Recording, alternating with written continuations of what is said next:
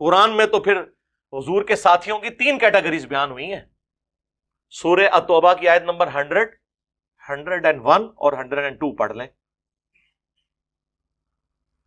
سابقون الاولون من المہاجرین والانصار، سبقت لے گئے جو شروع میں مسلمان ہو گئے مہاجرین میں سے بھی اور انصار میں سے بھی، اور جنہوں نے احسان کے ساتھ ان کی پیروی کی. سارے نہیں، جو صحیح پیروی کرنے والے.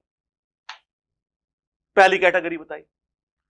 دوسرا بتایا مدینہ اور اہل مدینہ میں پکے منافق ہیں جنہیں نبی تم بھی نہیں جانتے. جب نبی بھی نہیں جانتے تو صحابہ تو جانتے ہی نہیں، اور نمازیں بھی حضور کے ساتھ پڑھ رہے ہیں. یہ صحابہ کی دوسری کیٹیگری. یہ صحابہ کی دوسری کیٹیگری. یہ صحابہ کی دوسری کیٹیگری. بخاری مسلم میں الفاظ ہیں، عبداللہ ابن ابی کے قتل کی اجازت جب مانگی حضرت عمر نے تو حضور نے فرمایا چھوڑ دو، لوگ کہیں گے اپنے صحابہ کو قتل کرواتا ہے. قانوناً صحابی اسے بھی کہا حضور نے. اور تیسرا سورہ توبہ میں آیا وہ لوگ ہیں جو ملے جلے اعمال کرتے ہیں. ہمارے نزدیک یہ تیسری کیٹیگری ہے حضرت معاویہ رضی اللہ تعالیٰ عنہ، حضرت عمرو بن عاص رضی اللہ تعالیٰ عنہ، حضرت مغیرہ ابن شعبہ رضی اللہ تعالیٰ عنہ کی. ہم نہیں منافق انہیں کہتے ہیں، ہم رضی اللہ تعالیٰ عنہ کہتے ہیں.